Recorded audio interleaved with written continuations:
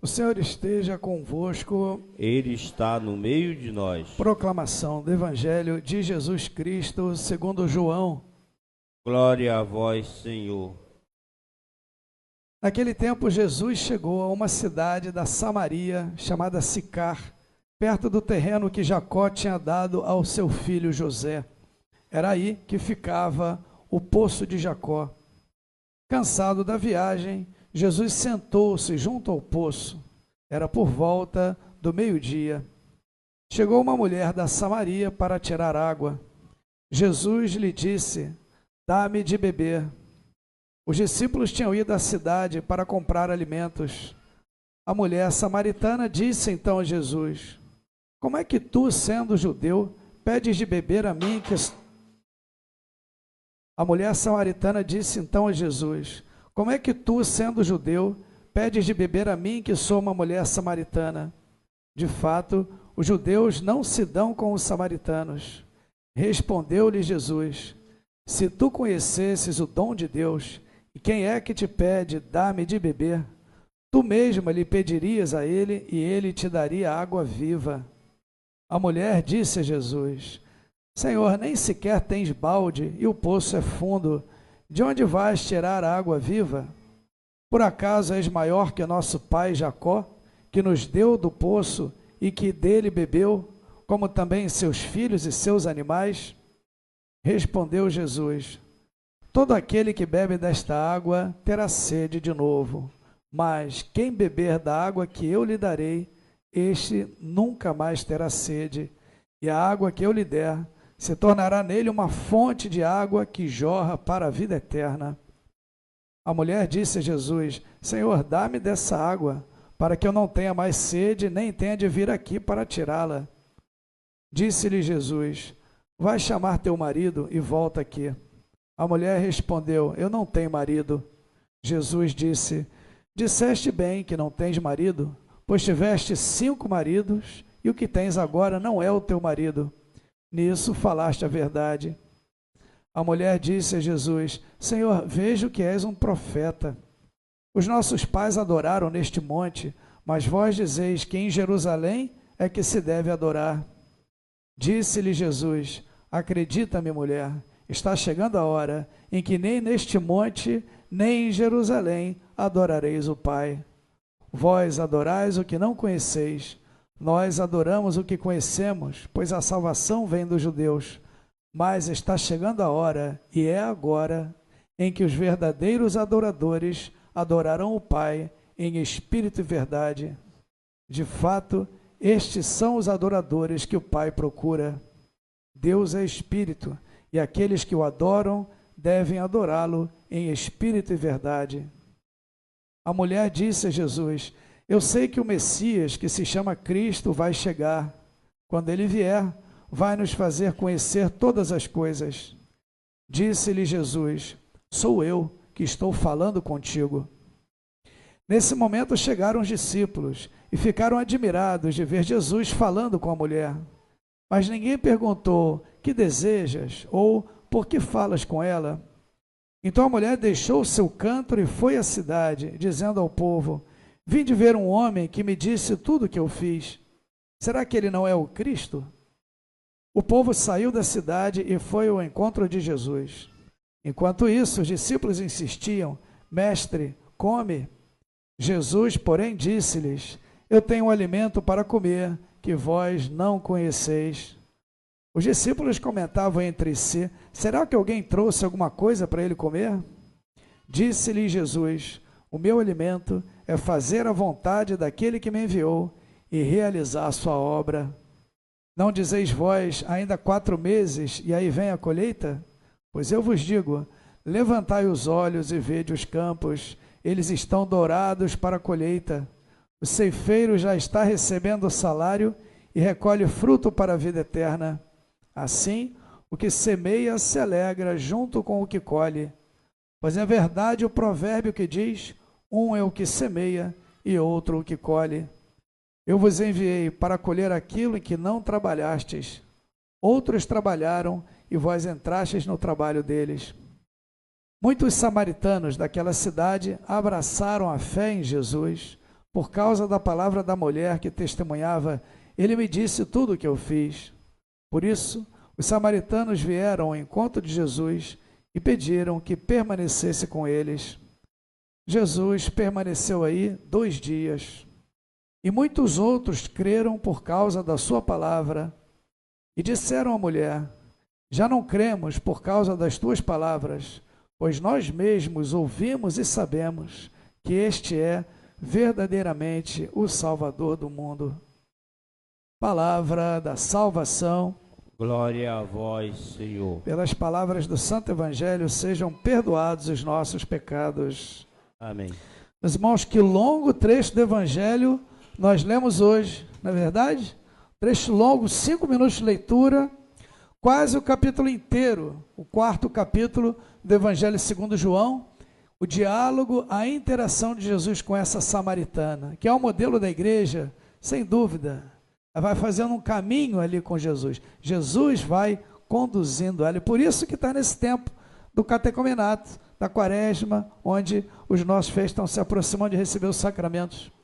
Já antecipo a vocês, nas próximas semanas, no domingo seguinte e depois no próximo, de novo, nós teremos longos diálogos que estão ali no Evangelho de João e nos quais também nós vamos vendo um caminho. Semana que vem o cego de nascença, e depois é confrontado pelas autoridades judaicas e defende Jesus, vai fazendo um caminho também, curado por Jesus, e depois a ressurreição de Lázaro, e o longo diálogo de Jesus com suas irmãs, com Marta e Maria antes também. Em todos eles a gente vai vendo um caminho que Jesus vai fazendo com esses personagens e como eles acolhem a Jesus. Essa samaritana, inclusive, de início hostil até a Jesus, um pouco agressiva até, depois vai dialogando com ele, reconhece que é um profeta e no final ela se torna missionária e leva as pessoas até Jesus. Então, é um testemunho para todos nós. Ela é uma imagem da igreja e mostra como deve ser também a nossa vida e a nossa relação com Jesus. Primeira coisa que eu queria falar em relação aos samaritanos, né, que eram considerados estrangeiros e tudo. E aqui no texto diz assim, quando a mulher confronta Jesus, fala assim: de fato, os judeus não se dão com os samaritanos. Me parece que o texto está sendo até bem simples e bem discreto quando diz que eles não se dão. Porque, na verdade, eles eram inimigos ferrenhos, eram vizinhos, não se reconheciam, viviam em pé de guerra como adversários, se acusavam mutuamente como estrangeiros. Só para a gente ter uma ideia, havia entre os judeus um ditado que eles repetiam e ensinavam às crianças sempre, que era o seguinte: é melhor você jogar um copo d'água no chão do que dar esse copo d'água a um samaritano morrendo de sede. Tá bom para vocês? Olha como é que era o clima ali. É melhor derramar um copo d'água no chão do que dar esse copo d'água para um samaritano morrendo de sede. Deixa morrer. E entre os samaritanos havia o mesmo ditado: é melhor derramar um copo d'água no chão do que dar um copo d'água a um judeu morrendo de sede. Deixa morrer. Esse era o clima entre eles. Olha que coisa. E tem uma coisa mais grave ainda. É que não eram só povos inimigos estrangeiros que se odiavam. Eles eram irmãos. Povos irmãos, judeus e samaritanos, o que torna isso mais grave ainda. Eu não vou entrar em detalhes aqui, mas só para a gente ter uma noção, né? A Terra Santa ali na época de Jesus era a Judeia, a Samaria e a Galileia. Jesus nasceu na Galileia, peregrinava até a Judeia, no meio tinha a Samaria. Essas 3 regiões, isso era na época de Jesus, mais tardio. Mas lá nas origens, como é que foi? Os samaritanos faziam parte das 12 tribos. Eles eram filhos de Abraão, Isaque e Jacó. O que a mulher fala para Jesus aqui? Acaso és maior que nosso pai Jacó? Olha aí. Que nos deu esse poço, bebeu dele, deu para os seus filhos. Então, eles eram filhos de Abraão, Isaque e Jacó, eles foram escravos no Egito juntos, foram libertados por meio de Moisés juntos, atravessaram o Mar Vermelho, foram pelo deserto durante 40 anos para a Terra Prometida, tomaram posse da Terra Prometida, Josué distribuiu as 12 tribos, essas 12 tribos são as regiões que depois se tornam Galileia, Samaria e Judeia, né? E eles ali conviviam, foram todos reinados por Saul, depois pelo rei Davi, depois por Salomão. Todos esperavam o Messias, o Cristo. Não é o que ela fala para Jesus? Nós sabemos que virá o Cristo. Quando ele vier, vai explicar todas as coisas. Olha aí. Então, no fundo, não eram estrangeiros, eram irmãos. Mas quando que começa ali a guerra, a discussão, essa briga, começa quando? Depois de Salomão, quando o reino se divide em reino do norte e reino do sul, ou reino de Israel e reino de Judá, e aí o reino perde força e começa a ser dominado por outros povos, pelos assírios, babilônios, são levados como cativos, como escravos, para o exílio, e aí já não se reconhecem mais. E esse exílio deles teve mais de um século de diferença, um 722, outro 586 anos de Cristo. Então, mais de um século, então já não se reconheciam mais. E depois, quando eles voltam do exílio, na época dos persas, que é o tempo do judaísmo ali, da reconstrução do templo, eles já não se reconhecem mais como irmãos. Os judeus acusavam os samaritanos de terem se misturado com outros povos e não terem permanecido fiéis à lei de Moisés. Por isso que eles chamam eles de estrangeiros. E os samaritanos acusavam os judeus da mesma coisa, de eles terem se misturado com outros povos e não terem permanecido fiéis à lei de Moisés. Então, nessa discussão, aquilo vai virando uma bola de neve, não se reconhecem mais e vivem em pé de guerra. Mas eram irmãos. Então, Jesus, antes de chamar todos os povos e nações, vai reconciliar esses irmãos dentro de casa brigados. Jesus é o príncipe da paz, ele é a nossa paz. Do que era dividido, ele fez uma unidade. Derrubou um muro de separação que dividia judeus e pagãos e fez de todos uma só família, filhos do mesmo Pai. Se Jesus fez isso com os outros povos e nações, quanto mais com os irmãos, todos filhos de Abraão, Isaque e Jacó, todos liderados e conduzidos por Moisés, reinados por Davi, e depois divididos, irmãos brigados que não se reconheciam mais. E Jesus vai ao encontro, então, dessa samaritana. Mas olha que coisa interessante, quando a gente lembra desse ditado que eu estou falando para vocês, olha como ganha mais força ainda a palavra de Jesus. Jesus se aproxima da mulher, e o que ele vai fazer? O que ele vai dizer? Dá-me de beber. Ele se humilha e pede água para aquela mulher. Aí a gente vai entender por que ela disse, como é que você, sendo judeu, pede beber a mim que sou samaritana? Você não conhece o ditado? Que é melhor eu derramar água no chão do que te dar água? E eu sei que vocês repetem a mesma coisa para nós. Né? E Jesus se humilha e faz isso. Veja que Jesus não chega lá, depois ele vai oferecer água. Ah, se você soubesse quem está te pedindo, você que pedia, ele ia te dar uma água viva. Jesus não começa oferecendo. Porque se ele oferece água para ela, aqui, está calor, meio-dia, deixa que eu pego água para você, toma uma água aqui. Ela não ia aceitar.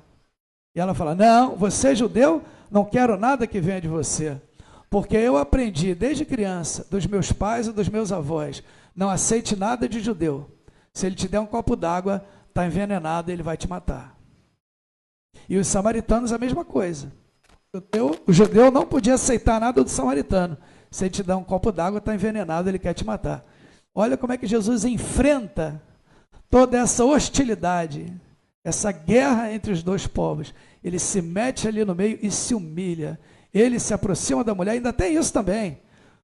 Um homem não podia dirigir a palavra a uma mulher naquele contexto. Por isso que quando os discípulos chegam, eles ficam admirados de verem Jesus conversando com a mulher. Jesus se aproxima dela e ele que se humilha e pede, dá-me de beber. Com sede ali, e aí a mulher reage daquela maneira que a gente viu. E não dá para me estender muito, não quero me estender, mas assim, só mostrar realmente o caminho que Jesus vai fazendo com ela, né?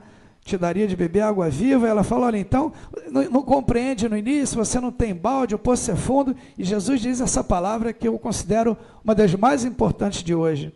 Todo aquele que bebe dessa água vai ter sede de novo, mas quem beber da água que eu lhe darei, é a água do batismo, é o Espírito Santo, é o dom de Deus, é Ele, o próprio Cristo.